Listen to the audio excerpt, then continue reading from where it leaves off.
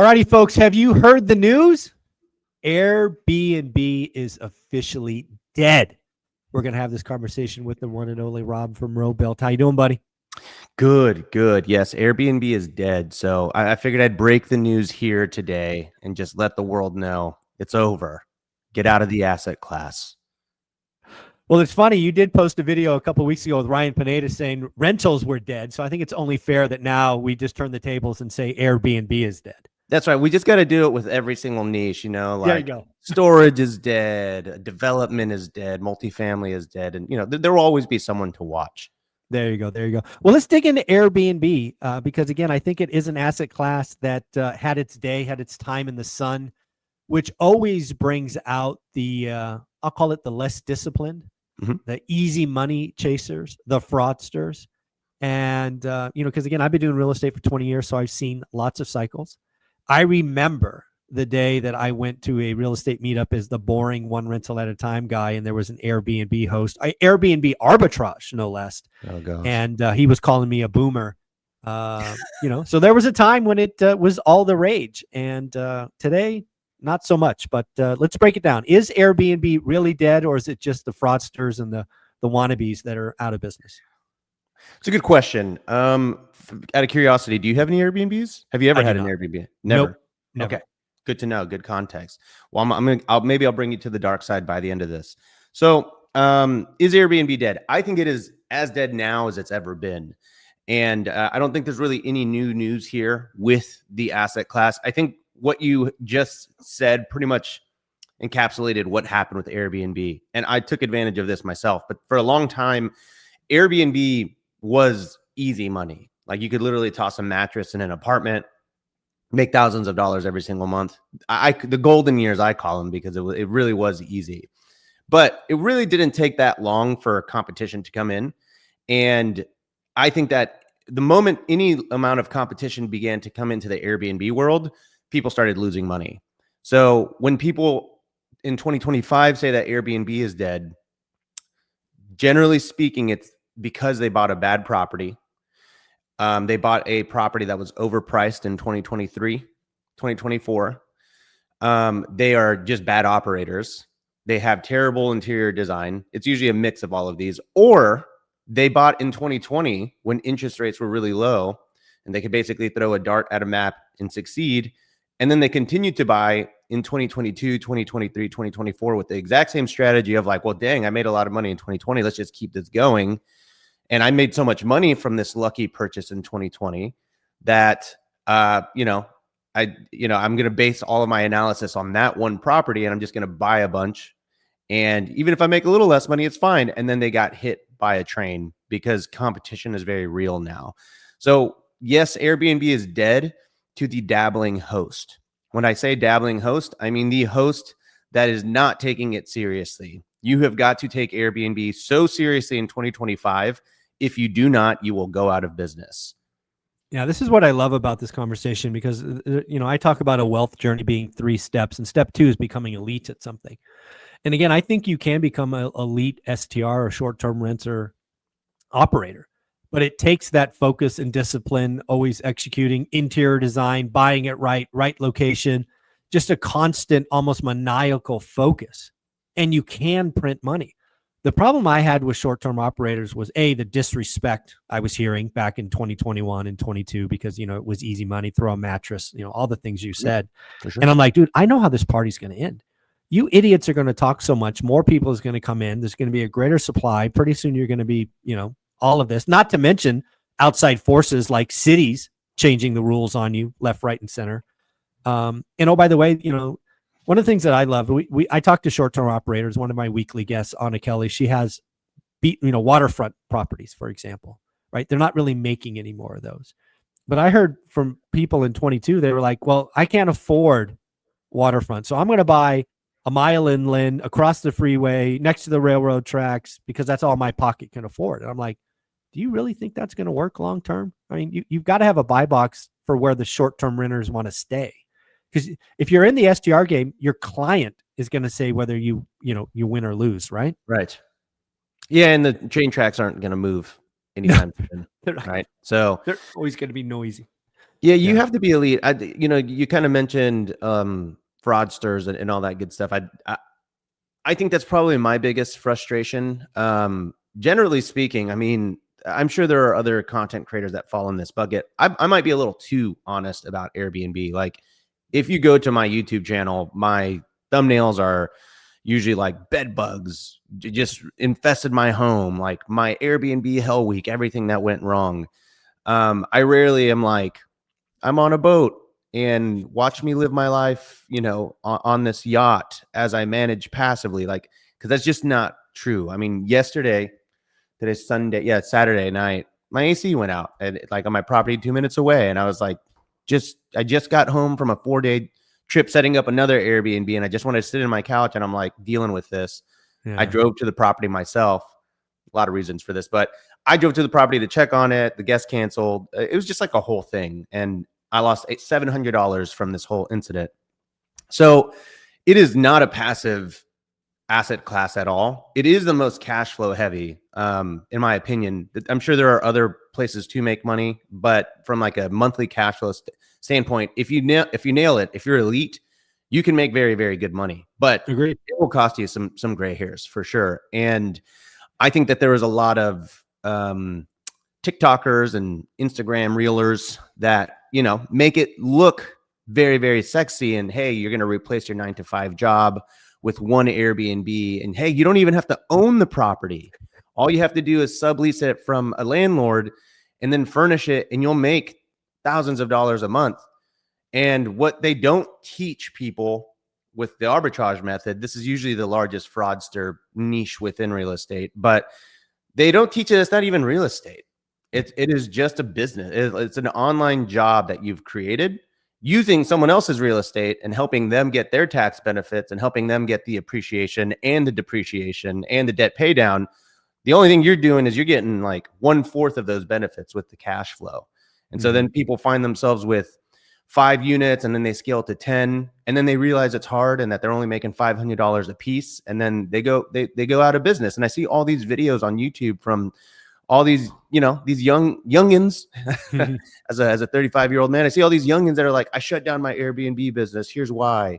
And then those videos go viral and everyone's like, see, I knew it. Airbnb is dead. And it's like, I mean, they were 22 years old and they didn't know what they were doing. So I don't know if them making that video about them shutting down their Airbnb business really is the evidence we need to prove that Airbnb is dead. Like, I don't know. It's a very frustrating place as an educator and as a content creator in this space. Yeah. Well, we're going to get into what's working today, but you're new to my audience, so I think it'd be remiss if we didn't step back and really get your resume in real estate. Yeah, where does your journey begin? Obviously, you were a part of Bigger Pockets there for a minute, but what is Rob's kind of resume of real estate? When does it begin? Sure thing. So let's see. I started back in 2017.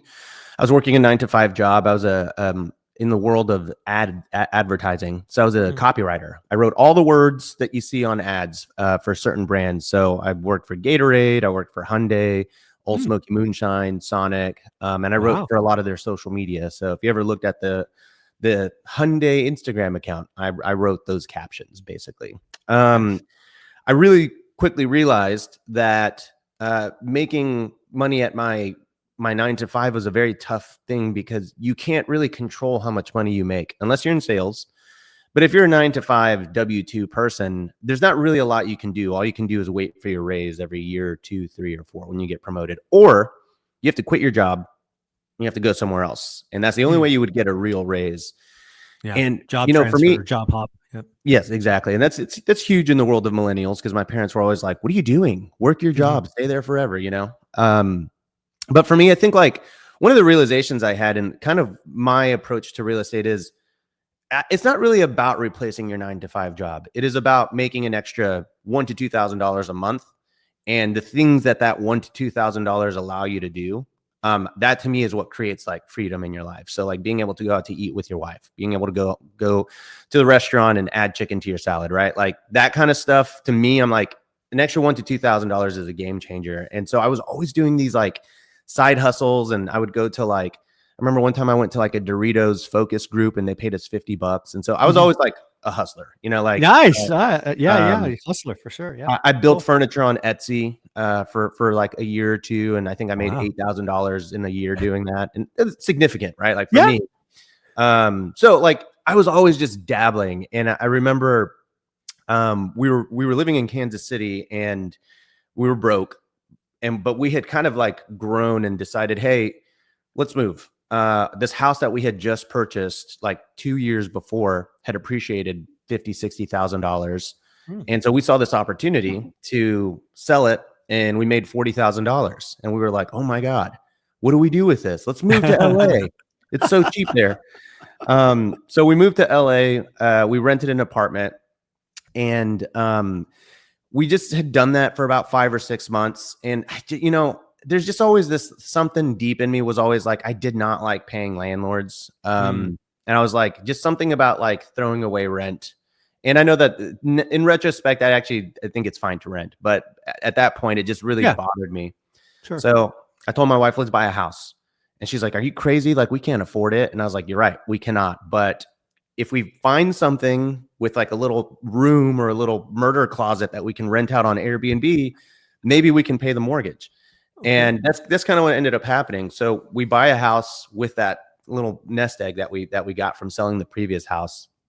And we use an FHA. So we put 3.5% down. It was about $624,000. And after credits and everything, we put $18,500 down on a house in Los Angeles. And we had this apartment that we were living in. And so my wife was like, well, what are we going to do with that? And the same thing, I was just like, you know, there's this website, you can rent your rooms to strangers on the internet and they'll pay you. Obviously it's Airbnb. And so we did what's called arbitrage, except back then it was called lying to the landlord. Yeah, that's right. It's just flat out lying. Yeah. Yeah. Well, I did ask the property management girls at the desk. I was like, hey, does anyone do Airbnb here? And they were like, yeah, some people. And I was like, and you guys, that's fine. And they were like, oh yeah, we don't care. Rent shows up, doesn't matter. Yeah. And so I was like, good enough for me. In retrospect, now I realize they were making $15 an hour. They had no idea, right? This was before Airbnb was like super popular. So I think they didn't even know what they were like consenting to on behalf of their boss kind of thing. Right. But I arbitraged that unit and I made, you know, $2,000 a month on it. And so that was kind of like a light bulb, you know. I'm like, how do I do this? Proof of concept. Yeah, proof of concept. All of us need that. Anytime you're getting into a new endeavor, it's that first one, what I call the proof of concept, that matters. So for sure. Sense. Yeah, I mean, and I also didn't have the money to break the lease. You know, I made a lot of smart decisions. I bought a house, but I couldn't break. I didn't even have enough money to break the lease on this other property. But I was excited at the premise of Airbnb, and so I did that. What year was this? What was the year you got the house in LA? 2017.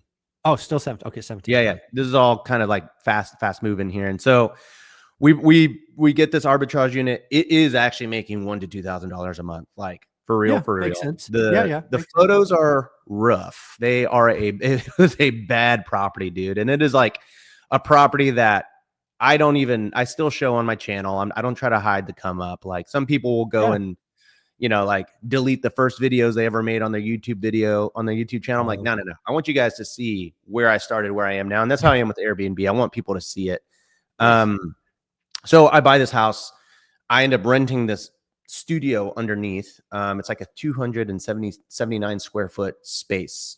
I remodeled it first, sweat equity. I spent about a month remodeling it, and then I put that on Airbnb, and that was grossing $2,000 to $3,000 a month. Expenses were very, very low. So between that and then my arbitrage unit, my $4,400 mortgage was nixed, and I was just like, bam, no mortgage. I'm rich. Well, what you just did there is the key to getting wealthy. Mm-hmm. If you could take your largest expense X taxes and take it to zero, you win. For sure. I mean, it's huge. Yeah. Because for me, I didn't even see it as saving. Well, kind of. I was like, I'm making $50,000 a year, like extra. I would normally have to pay $50K in a mortgage. Well, let's be very clear. You're actually making like 75 grand. You're netting 50 grand because that money is post-tax. Oh, yes. Right. Yeah, that's right. And you have all the, you know, I didn't know about taxes, and I now know, but like, I was coming up pretty nicely on this. And you were ball. Yeah. I mean, A+. Thank you. And I was Yeah. probably like at this time 28, something like that. So 28 living. Think about this, folks. 28 living for free in LA. mhm, Let's not forget LA, right? High cost of living area. This isn't like he's doing this crazy. in Timbuktu, No, right? for This sure. is living in LA for free. And what's the wife thinking now? What's the wife thinking that now that you've got shelter going at zero? Oh, she's always been kind of like a here we go again kind of thing. But supportive, Waiting for the next turn. Yeah, because I always have ideas, right? I'm in advertising. My job was to pitch ideas, and so I was always like, "All right, babe, hear me That's funny. out. Hear We me can buy out. a house. We can live for free. I'm telling you, it's going to work." And she's like, "Well, I don't want to manage, and I don't want to do." I'm like, "I'm going to do it all. Don't worry." Don't worry, But honey. she's been a supporter. She indulges the crazy ideas, and it's worked out. But I mean, she wasn't like. You have to consider when we were still in that apartment and transitioning to the new house. I was going out. Dude, I would see dressers or couches on the side of the road and I'd be like, babe, pull over. Help me load this couch up into the Forester. We had like a little Subaru SUV. And she'd be like, oh my God. And so we would like put this stuff. And so for about a month as we were transitioning and still living in this apartment, literally like half of like the entire kitchen had all these boxes of furniture and all these like, I don't know, flea infested She's a trooper. She was. Nice. But like I think she understood like, I was like, hey, she really wanted to move to the West Coast. And I did too, but that was her like thing, her dream.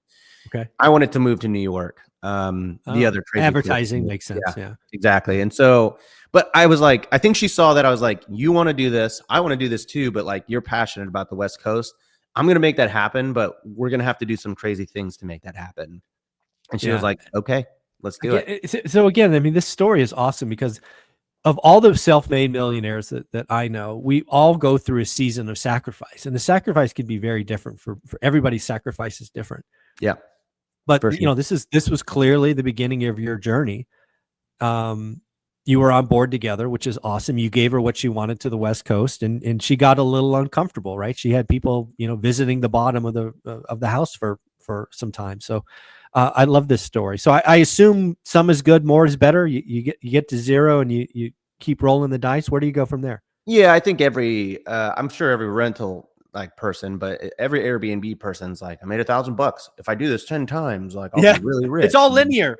Yeah, exactly. And so I was like, 10 times, how do I do this? So I had the studio that's cranking.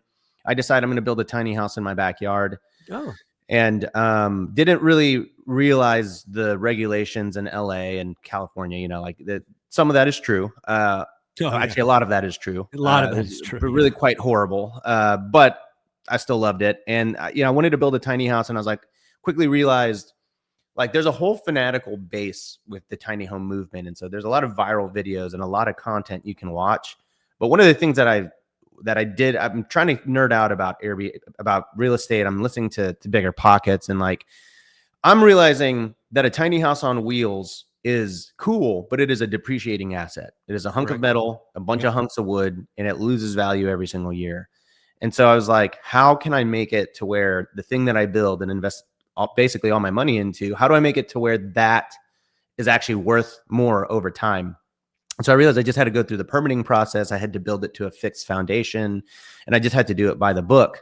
And so over the course of the next year and a half, I end up building a 404 square foot ADU, accessory dwelling unit, in my backyard, and learned a lot. This is like 18, 19. What is this? The year? Yeah. What year were you? Oh yeah. Probably 2018 is kind of 2018, 2019 is where it starts to bleed. And the reason I asked that is because I'm going to guess if you tried to do that today, it would be a little bit easier because California has gone pro ADU, but it wasn't. You were the oddball in 18, 19. Dude, I may have been, I mean, I don't think I was the first, but like before that, there were only 400 and like, it was like 400 legal ADUs had been built in Los Angeles. Yeah, previous. That's nothing. Yeah. Yeah. So, I mean, for millions of people, for the third or second largest city. Right. And so it just goes to show you that the process did not exist. And so I was sort of like, they had just passed this like ADU law that made it easier. And I was the guinea pig. And I just remember, dude, I mean, like I was submitting plans, and they gave me back the first round, and just red lines everywhere. And then like I wanted to cry. For real. Like I remember being like, I did not understand what they even wrote. And I'm like, I don't even know who to ask. I don't even know what to do, you know? And so I just closed up the blueprints and I went to bed.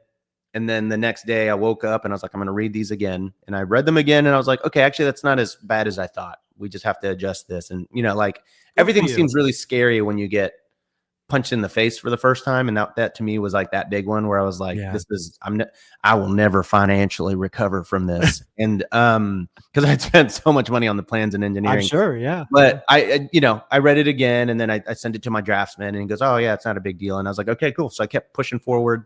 I thought this tiny home would cost me $40,000 because my contractor basically told me it would, but he didn't want to have it written out. He's like, yeah, it'll cost 40. And I was like, really? Okay, well, shoot. Let's do this. Let's do that then.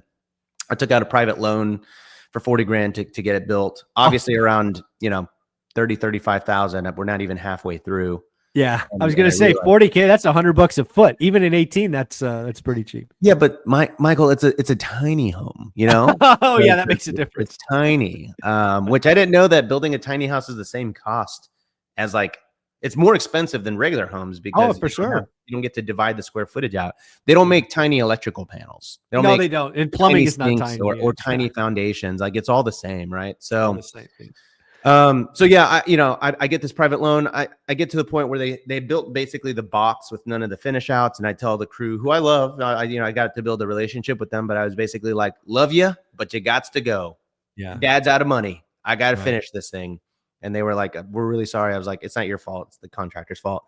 So I end up finishing out basically the house. I do like the final electrical, the final plumbing. Wow. Dude, I learned a lot. I had things blow up in my face and like literally, and like, but $72,000 later, the tiny house was done. That's how much it cost me to build it. $72,000. That's pretty good. But I felt like I was onto something because everybody, like neighbors would take it. Neighbors I had never met before would walk in, like it's a far walk to get there. You have to walk through my back, like some stairs, go through my backyard. It's like probably a 30, 45 second walk to get there. And like dozens of neighbors would just do that. They would just take it upon themselves and they'd be like, oh my God, this is so cool. We've never seen anything. It's a unicorn. This. Yeah, really. I mean, they were just so like ecstatic and they were like, it's so cute. It's beautiful. And it feels so spacious. And so I was like, I think I might've stumbled onto something. I think like people really like this. And so I decided to the cliff notes on that is I finish it, increases the value of my house massively. I do a cash out refi and I'm able to pay for all of that. Like I pay off the credit cards that I had gone into debt on, that private loan I got. And then I even had extra, and then I got a HELOC for $87,000. So like in general, like I was like, I'm a genius.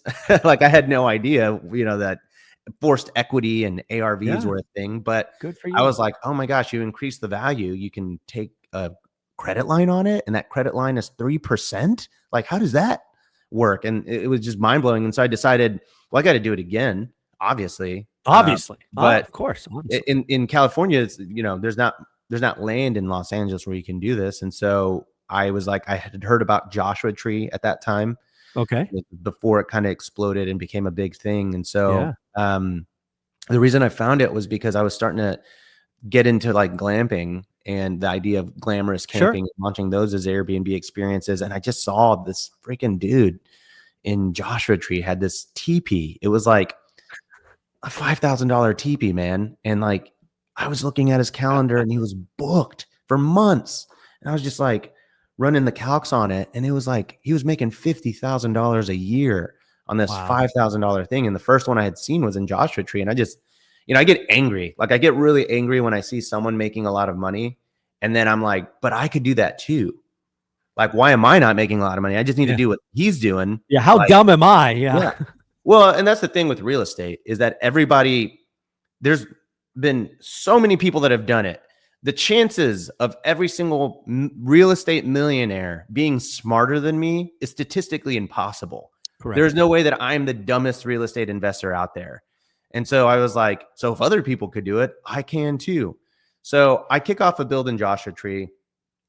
This tiny house, I decided to go full contractor, do it right, do it by the book. I thought, oh, it'll probably be like a little bit more since I'm bringing in a real contractor. Well, it ended up costing $165,000, so just over 2x what it cost me in LA. And at the same time, I had a couple of arbitrage units that I launched previous to that, and quickly realized that what I told you, like I'm making good cash flow, but one of my landlords decided to just end the lease at the end of it.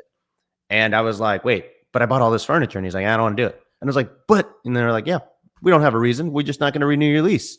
And I was like, whoa, they just welcome ended my to job. the party. Yeah. Yeah, exactly. So I quickly realized arbitrage was just kind of one of those things that was like great cash flow, but very temporary business. And so I was like, I'm not going to do that anymore. So after 3, 1, 2, 3, yeah, I was out. So I built a tiny house. I built this Joshua Tree tiny home. And at the same time, the partners that I had on the arbitrage unit, we all still wanted to do stuff. We just didn't want arbitrage. And I was like, guys, you are not going to believe this. We could buy a $3,000 tent and put it in the middle of the desert. Hear me out. We're going to make a lot of money. And then they were like, oh my God, dude, no, are you kidding? And so I'm like, every month, I'm just like, guys, I'm telling you. And then finally my partners were like, all right, dude, buy the tent and never talk to us about this again. Just shut up. And I was like, great. And so we had that much in the bank account. We had about 10K from the arbitrage stuff. And so I bought a $3,000 tent. I put out a bunch of ads on Craigslist. I'm like, Grand Canyon, Joshua Tree, like Oregon, everywhere that I could think of that would be cool. And my title on the Craigslist ad was, do you have vacant land? I will pay you to put my tent on there.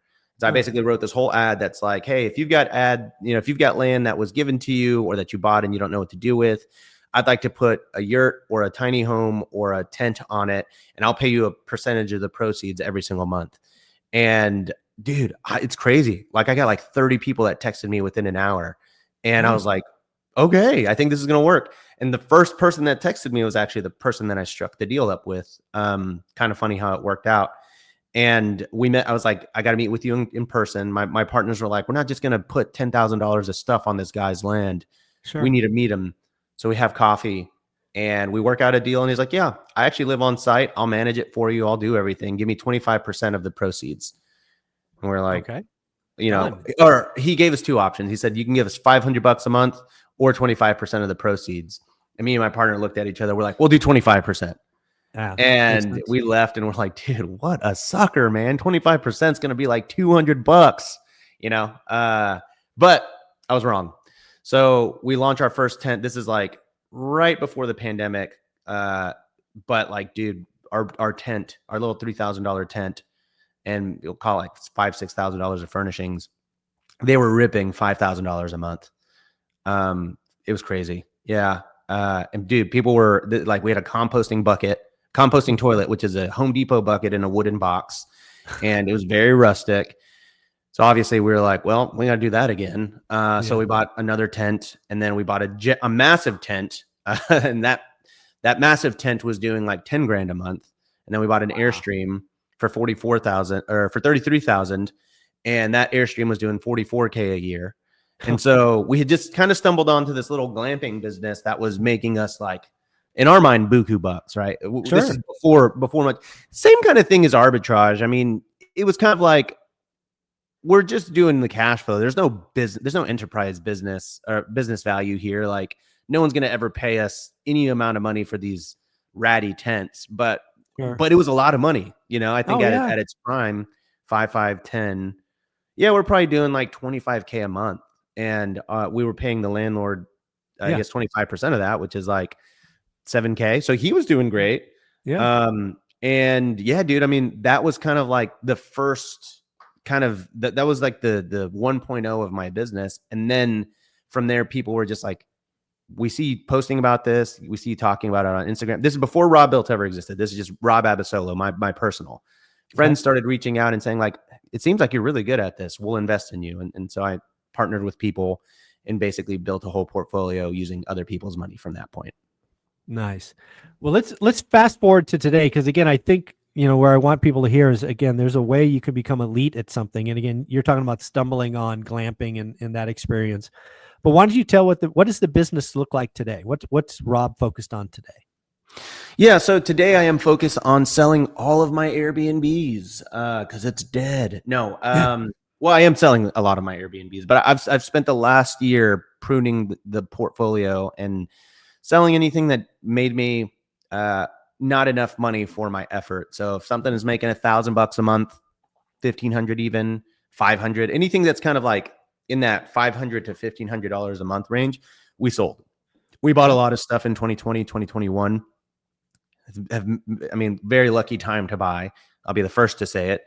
And it just had so much equity that I sold all that and basically moved that. I moved all of that into a new development that I've purchased. And so it's funny. People read my YouTube titles and I'm selling everything, and like they won't even watch the video. They'll just go to the comments and be like, "See, Rob's selling everything. He knows something we don't. Like everybody sell." And I'm like, just watch the video. I explain exactly what I'm doing.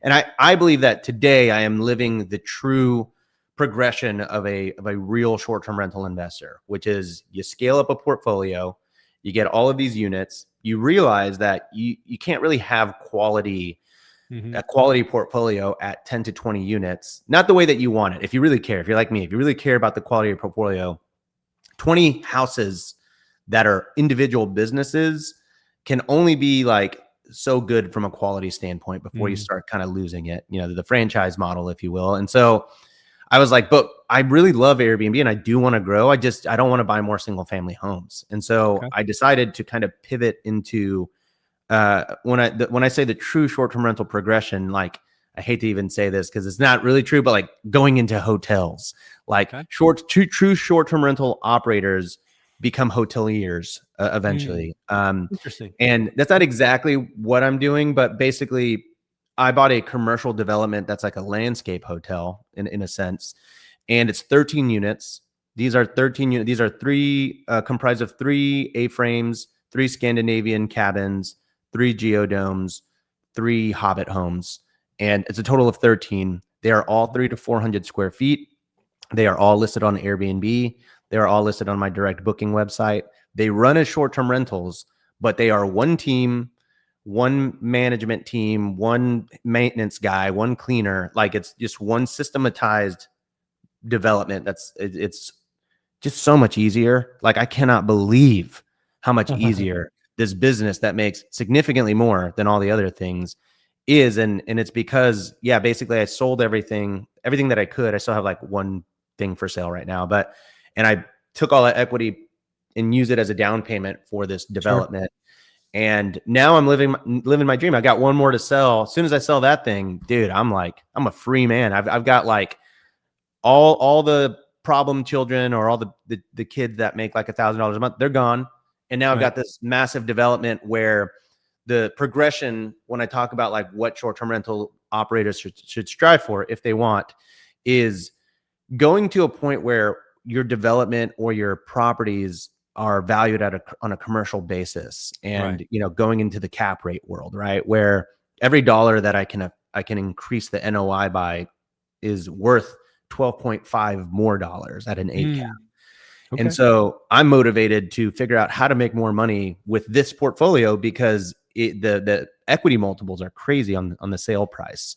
Yeah. You can't do that with short-term rentals. If you have a short-term rental that you bought for $500,000 today, and you got it to make you $300,000 a year, that's not realistic, but let's say that you did that. A lot of short-term rental operators think it's making $300,000 a year, so I'm going to go sell it for $800,000 because it's a business. It's not. It is worth $500,000 if that's what you bought it for. Now, in a year or two, if all the neighbor comps go up and they go up to $600,000-700,000, that's what your house is worth. But no matter how much your short-term rental makes, it is not worth more than market value. Correct. That's where a lot of short-term rental investors do not realize that, in a sense, they're still kind of in this job where they can't really affect the valuation. They can add square footage, they can do forced equity, but you move into the commercial side, and I can offer a massage package to all 13. And if that massage package makes me an extra $20,000 a year in net operating income, then that is worth $240,000, something like that, $240,000 to the valuation of that property. So I'm playing that game right now, and that's where I am today. That's what matters to me. Simplicity and return. It makes genius sense to me. And if I were to kind of summarize why you're winning today, it's because you've taken all the lessons over the last, 5, 6, 7 years, kind of customer service, managing, design, all of that. But now you're able to focus it acutely, kind of like a magnifying glass on one asset. And then you get all the efficiencies because all your cleaners are in one spot. The team is there. I'm curious, when you look at this asset that you have now, 13 units, is the next thing you go find another one of those, or does that location allow you to add a 14th and a 15th and a 16th? What's next? Great question. Yeah, that one is a 20-acre parcel. Oh, wow. And so the 13 units are built on 5 of those acres. Oh, so you got plenty of yeah. space. We have another 10 units plumbed and electrical ran to that we bought it that way. So we can just add to it like that. And then we can go up to 46 on that property. So yeah, I could go buy other stuff and No, why would you? Yeah. I mean, seriously, why? I mean, you're at 13. You've got, you can say you can go to 46. So that's another 33 units. That's all I care about. Yeah. Yeah. I was going to say, why would you care about anything else? I mean, like deal flow hits me, right? I get stuff sent to me, of course. Interesting opportunity. I've had a couple of really interesting opportunities come my way in the last 2 months since I closed on this property. And I've just been like, not interested. It's like really cool to feel like my buy box is not buying. Why would you? I mean, people send me stuff and they're like, hey, would you be interested? I'm like, no, I wouldn't, but I appreciate it, but I don't want it. Thank you. Thank you. It feels good. It feels good to exercise the old no button, as a real estate investor. Cause for so many years, dude, I mean, I did arbitrage. I built tiny homes. I did glamping. Like I bought in, basically 40 units all over the country in 8 different states. And like, as a long-term thing, I think that's fine. But as a short-term rental investor, when you have to hire a cleaner, handyman, pest control, pool guy, landscaper for every single thing, it gets kind of old. But yeah, I mean, for me, I've got like my 3 or 4 short-term rentals. Like I kept the golden children. So I've got 3 or 4 properties that are like, they make a lot of cash. And it's because I'm in this world of like Airbnb 2.0 where exceptional design is everything. And so I have like an interior design company. It's called Funkin Interiors. We focus on very bold, amenity driven properties. So I made the decision that anything that was not designed by Funkit, I'm selling, and anything that was designed, I'm keeping. Okay. And so basically I now have 4 Funkit properties that they all they make 4 or 5 times more what all the other ones did. So I'm like, I could sell those, and I'm thinking about selling a couple because I told you privately the other day, I'm thinking about just paying off my primary mortgage, right? Because I feel like I want to eat the fruits of my labor, and so I have a couple of properties that I might sell and chip down my mortgage, try to get it to 0. But they make so much money every month that I'm like, for me, it feels silly to kind of throw away like something that makes 5 or 10K a month. So I'm like, I kind of have to keep those. But at the same time, this development, those 13 units, like it's a total night and day difference even from those. And so I'm like, they're 300 or 400 square foot homes that do, $10,000 a month each. Wow. And so for me, I'm like, yeah, I mean, I should just do that. I think. Yeah, I think you should just do that. Yeah. Yeah. Like I should just focus literally on that because it's the only thing that matters. Because from a cash flow standpoint, that property is killing it. But like now that those other properties are plumbed and ready to go, I can continue to add very experienced, very unique properties. And so we're going to be adding more geodomes. I'm adding an Airstream out there that's going to be super luxury with like an outdoor glamping deck and a sauna and a cold plunge. Like whole thing, right? But like, dude, I did my whole real estate journey so cheaply. Like for as much as I did, we didn't have money. So I'm not going to say we were like the landlord special of short-term rentals, but we certainly weren't trying to spend money on everything, like we weren't trying to make everything 10 out of 10. We're just trying to get it launched and like prototyped out. And so I think I just built a whole portfolio like that. And for me, I'm just also very critical of myself. I've got the Raw Belt channel. I teach people how to do this. And so I'm helping other people grow based on my mistakes, and then everyone has better stuff than me, but I still kind of have, like, the cobbler's kids never get Yeah, shoes, right? shoes. Like, Yeah. yeah. So that's kind of how I felt. And so I don't know, like, I feel like I have the real opportunity with my new development to just, like, I have the money, I have the capital, I have the time to now make every single one extremely perfect, extremely unique, design forward. And that's what I want to do. And I'm so happy doing it too. Nice. Well, I love people that are doing something that's elite.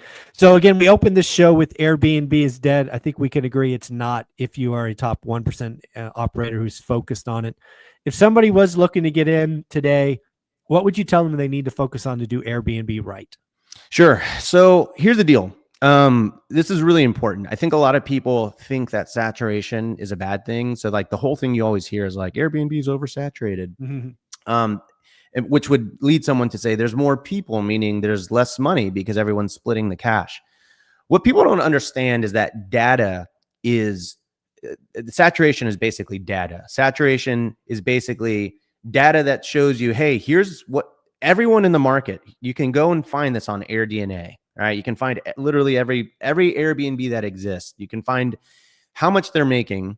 And sure, there might be 5,000 listings, but the cheat, or like the playbook, is you go look at the top 10 best performing Airbnbs in a city, and you can take their blueprint and use it to launch your Airbnb. So instead of being scared at let's say there's 5,000 listings, instead of getting scared at the 4,900, like, instead of getting scared at all 5,000, you take the top 10 and you're like, all right, I'm going to do that. And then the other people don't matter. Those are all the people losing money. So I think if you want to succeed, there's a couple things you have to do. You have to go in and look at and like kind properties. So go, if you're going to buy a 3-2, go look at other 3-2s, take the top 10, 20, 30, find out how much they're making, and then identify what about each one makes it successful. Why is this one making 190,000 when this one is making 140,000? That's a big spread. Yeah. Oh, okay. Well, this one and the second best one is making 180. They both have pools. They have a pickleball court. They have a mountain view. They have a hot tub. And you can kind of list out every amenity. And there are some things that you just won't be able to do. Like, you won't be able to necessarily add a pool, or you can't add a mountain view. But you can extrapolate the data a little bit and figure out, okay, the top 5 all have hot tubs, and they all have theater arcades in the Smoky Mountains, for example. We have to do that if we want to remain competitive. So I think we're sort of past this, like, in 2025. I think the big movement, like when I started 2017 to, we'll call it 2023, 2024, the big kind of like aha was, oh, I just have to design it nicely. And so a lot of hosts did that, and there are a lot of nice looking Airbnbs.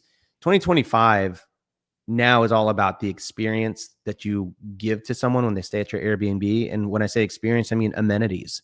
And so good design doesn't cut it anymore. It helps, and it is the thing that will set you apart against someone else that has good design. But what's going to set you apart is the actual amenities. Why is someone going to choose your place over a hotel, right? Why is someone going to choose your place over someone else's place? And at the end of the day, that comes down to actually using your backyard. I can't tell you how many Airbnbs I see, houses that are beautiful, and then you open the backyard and it's just this giant patch of grass. Yeah, dirt or dirt. Yeah, like that's how it was in Joshua Tree. I just had dirt in my backyard because it's a desert. Yeah, but like, if you have like there's like little things you can do. I have like literal above ground pools at my Airbnbs. A lot of people would be like, oh, I would never do that. But I build really nice luxury decks around them. They look like a real pool. They're just instead of costing 100,000, they cost 20. Sometimes less, could be more. Saunas, hot tubs, having arcade games at your property. It's just like, it's little things like that. We do mini golf at all of our properties. Like, I'm not talking like crazy setups, but you know, a $4,000 or $5,000 turfed area. I have pickleball courts. And so a lot of people hear me say that and they're like, oh, well, man, like, at what point do you stop? Is it an amenities arms race? Like, I don't want to get into it if that's the case. And I'm like, then don't. Yeah, but exactly. That's where we're at. Like, it is an elite place to be. If you want to make serious money, it does take serious investment. And I'm not saying like you have to drop $200,000 on a backyard. I'm just saying, like, you can't just have grass in your backyard and expect to win. And I just Yep. see all these people, dude. Like I review more listings than anyone else on the internet. I look at thousands of listings every single year. When someone's like, will you look at my listing? I can immediately tell you if it's a good one or Yeah. not. Like I know. And then I'm like, I know why you're struggling. A, you took cell phone photos, but B, like your backyard is empty. And like Yep. people don't want to just hang inside of an Airbnb. They want to sit outside. They want to hang out. Yeah. They want to drink beers with their family. And there's nothing more uninspiring than like grass. I like it. Well, if somebody wanted to check out this community that you put up, the 13 units going to 46. How do they search for it? What does it have a name or what? Yeah. You can go to astria.com, ASTRYIA.com. And then on Instagram, it's Astria Land, LAND. But go check it out. I mean, I think if you're looking to get into the unique stay, experiential hospitality type of thing, that's a really good stepping stone of inspiration. I think it's something that anybody could do, because the seller that sold it to us had never done it before, but he did it in 3 years, and he made a couple $1 million off of us. So there you go. Good for him. And now he's off. He doesn't even want to do it again. He's just like, yeah, I'm good. And I'm like, good. I got my money. On you. You're retired. I love that for you. And of course, your YouTube channel is Robuilt, ROBUILT. I talk about the good, the bad, the ugly. I'll tell you how it is. And I think one of the things that I try to keep true to my channel is the struggles that I struggle about. Like I just told you about the AC earlier, that will show up on my channel. Like it's no holds barred. I told you on our podcast that's going to go on our channel. I'd probably make more money as a coach if I wasn't honest about all the bad stuff that happens. But I do want to stop people from getting into Airbnb if they're not ready for it. And if they are ready for it, I want to help them be prepared for the storm that's going to come. But after the storm settles, it's a beautiful place to be. I really love the life that I've built. And I feel like I'm inching towards retirement, whatever that means to me. Not like, not true retirement, but pseudo retirement. And I have Airbnb to thank for it, for all the headaches and all the AC stuff and leaky toilets and on all that stuff, like actual leaky toilet. I have a leaky toilet at my Smoky Mountain property that resulted in a $2,000 bill this month. So, not all of it is fun, but it does make you stronger, and it's kind of spawned a lot of cool businesses too. Nice. Rob, you're amazing, man. Keep doing what you're doing. Keep being authentic. Put it out there. Good, bad, the ugly. You are changing lives. Thanks, buddy. Yeah, for sure. Thank you, guys.